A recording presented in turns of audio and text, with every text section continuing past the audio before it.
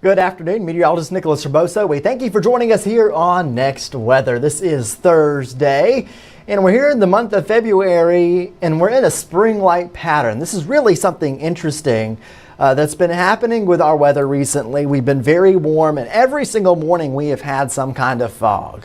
And now we have a dense fog advisory that has been issued. This one, a new one. It's just been issued. This will start at 10 p.m. tonight and go until 9 a.m. Here on Next Weather today, I do want to break down our dense fog advisory, what we're expecting, also the mechanisms behind the fog that we are getting.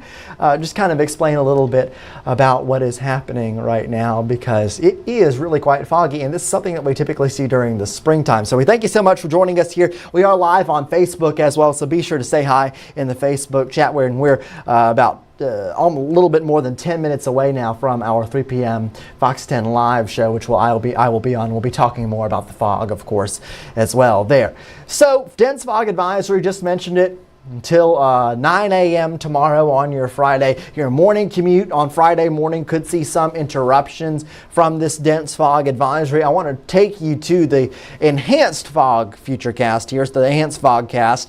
Overnight tonight, you see all that red area? That red area is half-mile visibility or less. That is extremely dense fog. Our fog futurecast really aggressive today, and I mean really aggressive in putting out some pretty dense fog across much of the area.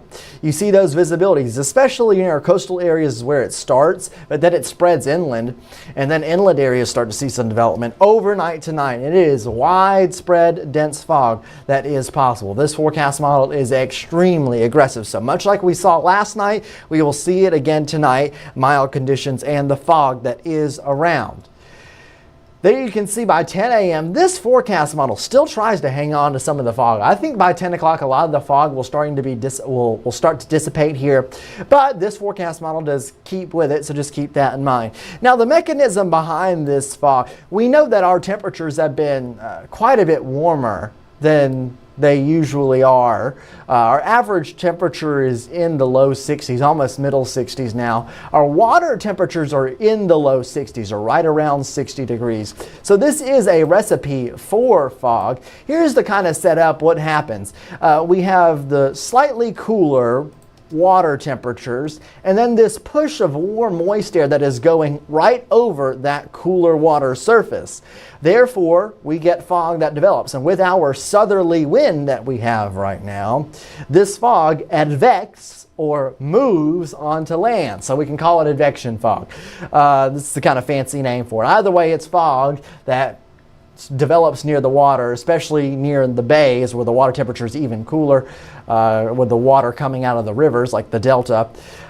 That fog develops over that cooler water. That warm, moist air pushes over and pushes it inland. So that's just kind of the setup for the fog that we have that is developing across our area. Kind of an interesting setup. This is a very typical springtime setup for the Gulf Coast. We're just getting it now because we're having this bout of warmer temperatures. Look at the morning lows over the next 5 days.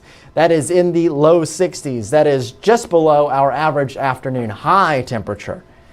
And this is the morning temperature, to just kind of stress the point that it is really, really quite mild out there. Afternoon temperatures really getting up there. Look at the average temperature, 64 degrees, our departure from normal down at the bottom of the bar there. Around 10 degrees, almost 15 degrees on Sunday. That is some extremely warm temperatures that we are expecting over the next 7 days at least here on the Gulf Coast. Here's a look at the forecast highs for tomorrow. This is, of course, your Friday. If you have Friday plans, we're expecting mainly cloudy conditions and temperatures that are in the 70s. And remember, that setup of advection fog in the morning, especially near our coastal areas, and then we're just going to have more widespread fog that develops. The morning will have fog. That dissipates in the afternoon. Then we get those temperatures in the 70s with mostly cloudy skies. I do want to get you to this. This is Sunday afternoon, Super Bowl Sunday. You see temperatures near 80 degrees on Sunday. This is very possible that we will be dealing with some very, very warm temperatures, so I hope you're ready for it. We've been talking about this for quite a while, and here we go. Those temperatures right around 80 degrees. By the way, Sunday, of course, is Super Bowl Sunday. If you are heading out to New Orleans to check out the Super Bowl at the Superdome, the Caesars Superdome there in New Orleans, it is going to be a very mild Super Bowl. Now, of course, this game is inside the lovely Superdome.